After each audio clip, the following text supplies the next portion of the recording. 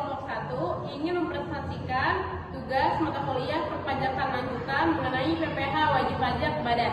Saya Nadia Septiaisya. Saya Anita Pertama. Saya Kurnia Khalidnisa. Saya Naisel Fernanda Zaka. Saya Putri Nadia. Saya Syarana Besia. Jadi di sini saya akan menjelaskan terkait data pajak. Teknik pengumpulan data menggunakan data sekunder, yaitu laporan keuangan pada PT XYZ pada tahun 2022. Yang pertama ini menggunakan analis data.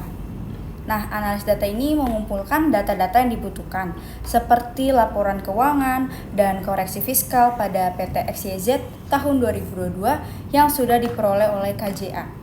Dan yang kedua itu ada penyusunan proses perhitungan yang dilakukan oleh kantor jasa terhadap PT XYZ dengan Undang-Undang Nomor 36 Tahun 2008 dan Peraturan Direktur Jenderal per Dirjen Pajak Nomor per strip 8 garis miring PJ tahun 2020. Untuk slide berikutnya, hasil dan pembahasan. Nah, jadi pada PT XYZ merupakan salah satu klien kantor jasa akuntan Chandra Irawan yang menyerahkan sepenuhnya kepada pembukuan serta perpajakannya. Nah, penelitian ini dilakukan untuk mengetahui perhitungan dan pelaporan PPh pasal 25 yang dilakukan oleh KJACI untuk PT XYZ. Akan diuraikan hasil penelitian untuk mengetahui apakah perhitungan pelaporan PPh pasal 25 badan sudah sesuai dengan undang-undang yang berlaku. Dan kita masuk ke slide perhitungan pajak. Nah, perhitungan pajak ini adalah penghasilan badan terutang pada penghasilan nilai pasal 31E ayat 1. Pajak penghasilan pasal 31E ayat 1 merupakan salah satu ayat dalam Undang-Undang Pajak Penghasilan yang dimaksud PPh, Undang-Undang Nomor 36 Tahun 2008 yang mengatur tentang pemberian fasilitas bagi wajib pajak badan yang omset kotornya tidak melebihi 50 miliar rupiah. Wajib pajak diberikan fasilitas berupa potongan tarif yaitu sebesar 50% tarif normal pada penghasilan kena pajak mereka. Perhitungan pajak. Perhitungan pajak dengan penghasilan badan dengan perbedaan bruto kurang dari 4,8 miliar. Badan usaha dengan peredaran bruto hingga 4,8 miliar dapat digunakan peraturan pemerintah atau PP nomor 23 tahun 2018 tentang pajak penghasilan atas penghasilan dan usaha yang diterima atau diperoleh wajib pajak yang memiliki omset bruto tertentu. Dalam peraturan ini, wajib pajak dikenakan PPh final sebesar 0,5% dari pendapatan kotor. Selain itu, menggunakan peraturan pemerintah nomor 23 tahun 2008, badan usaha bisa juga menggunakan tarif PPh pasal 17 dengan rumus perhitungan sebagai berikut. 50% dikali dengan PPh tarif dikali dengan penghasilan kena pajak atau PKP.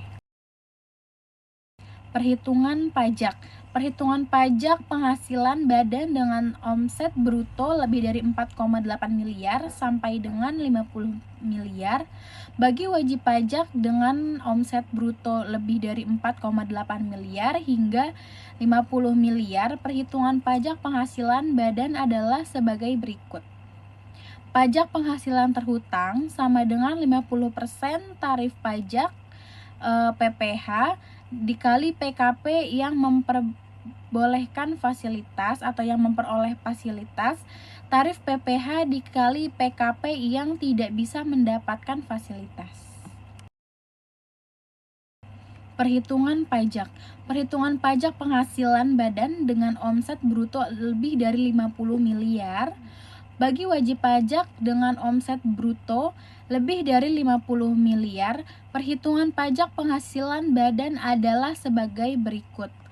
Pajak penghasilan terhutang sama dengan penghasilan kena pajak PKP dikali 22%.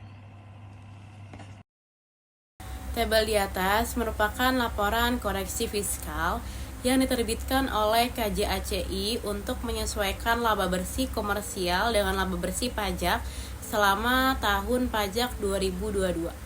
Berdasarkan tabel di atas, terlihat KJACI melakukan koreksi fiskal positif dan negatif, di mana koreksi fiskal positif menyebabkan peningkatan penghasilan kena pajak, sedangkan koreksi fiskal negatif sebaliknya mengakibatkan penurunan penghasilan kena pajak untuk perusahaan.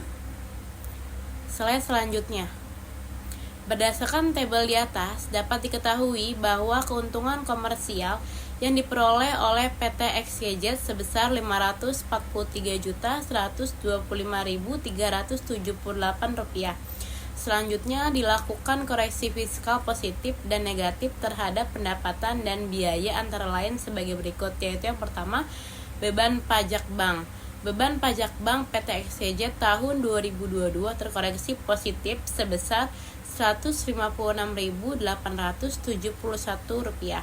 Yang kedua ialah beban pajak. Beban pajak PT XYZ tahun 2022 terkoreksi positif sebesar Rp6.303.817. Yang ketiga, beban pulsa dan internet. Beban pulsa dan internet PT XYZ tahun 2022 terkoreksi positif sebesar Rp453.250. Yang keempat, pendapatan lainnya. Pendapatan lainnya PT XYZ tahun 2022 terkoreksi negatif sebesar Rp845.547. Biaya atau pendapatan yang dikoreksi di samping akan mengurangi dan menambah penghasilan kena pajak, sehingga menjadi Rp549.769. Adanya penurunan tarif sebesar 22%, sehingga tarif progresif yang diterima PT XYZ sebesar 11%. Berdasarkan tabel 2, perhitungan pajak penghasilan 25, PT XYZ memperoleh PPh 25/29 terhutang sebesar Rp80.083.676 dan dikurangkan dengan PPh 23 sebesar Rp7.363.042 sehingga diperoleh PPh pasal 25/29 terhutang sebesar Rp7.720.634 dengan besaran angsuran per bulan atau masa sebesar Rp6.143.386.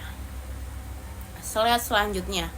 Berikut tutorial pengisian SPT tahunan wajib pajak badan.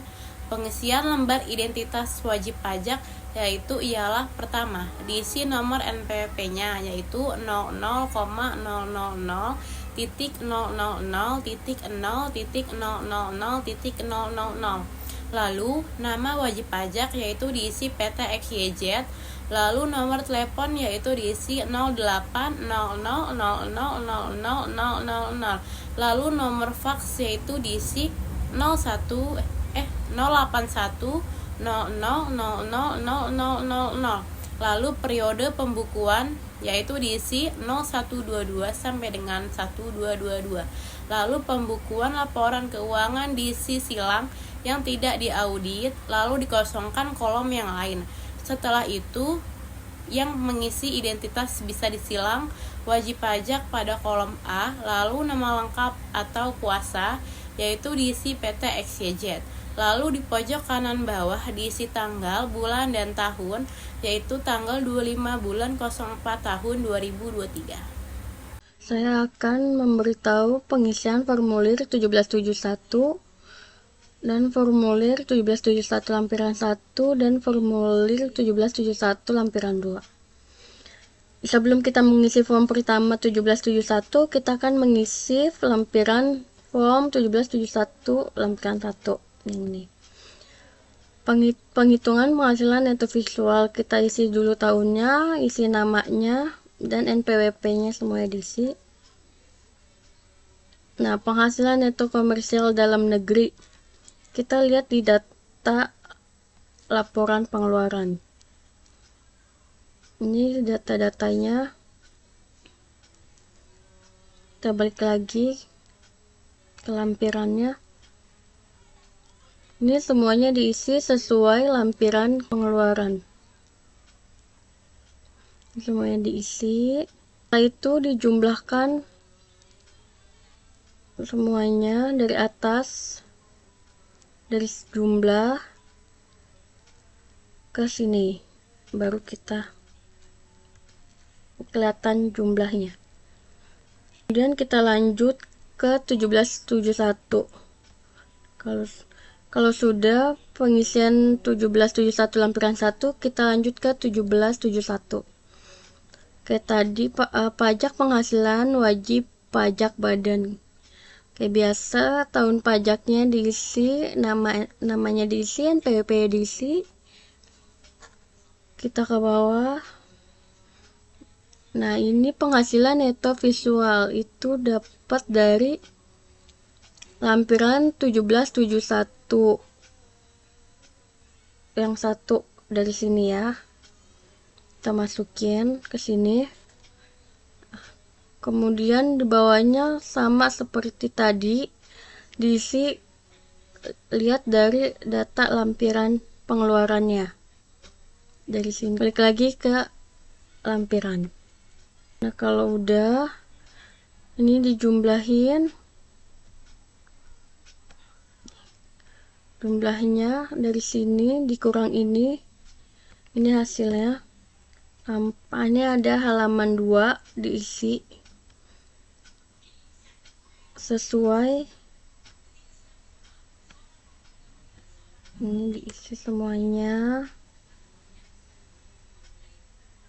1771 lampiran 2. Kita lanjut ke formulir 1771 lampiran 2. Di sini ada harga pokok penjualan, biaya usaha lainnya, biaya dari luar usaha, dan jumlahnya. Nah, di sini ada nama-namanya. Kita kalau mau ngisi, lihat data dari lampiran pengeluaran ini, data pengeluaran ini. Dilihat ke bagian-bagiannya. Kalau tidak ada catatannya, kalau tidak ada di rincian-rincian ini, masukin ke biaya lain-lain. Semuanya dipindahin ke jumlah. Nah, habis itu kita cari jumlahnya. Berikut tutorial SPT tahunan wajib pajak badan pajak penghasilan yang dipotong atau dipungut sebesar 7.363.042. Selanjutnya, lampiran keempat ini didata kelompok kami. Tidak ada pendapatan yang dipotong final, maka dari itu data tersebut tidak kami isi. Yang poin kelima, seharusnya terisi modal komanditer, tapi di situ tidak ada penjelasan terkait data tersebut. Selanjutnya, di sini pada slide 18 dapat dilihat terdapat form 1771 lampiran 6 data kelompok kami tidak diisi dikarenakan tidak ada hutang piutang antar perusahaan afiliasi. Nah, jika data pajak PPh wajib badan kalian memiliki hutang piutang antar perusahaan afiliasi, maka wajib diisi ya. Lalu pada slide berikutnya, kemudian ada kesimpulan.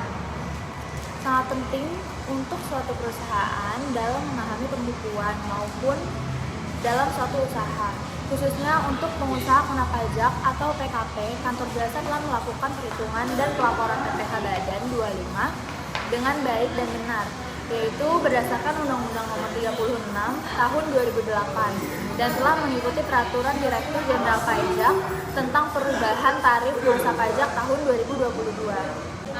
Dari kesimpulan sebelumnya, beberapa saran yang dapat dipertimbangkan untuk perusahaan di masa mendatang, yaitu untuk sebuah perusahaan jangan ragu untuk menggunakan jasa akuntan ataupun konsultasikan pajak pada ahlinya agar lebih efisien dengan tingkat kesalahan yang kecil sehingga minim resiko untuk membayar lebih.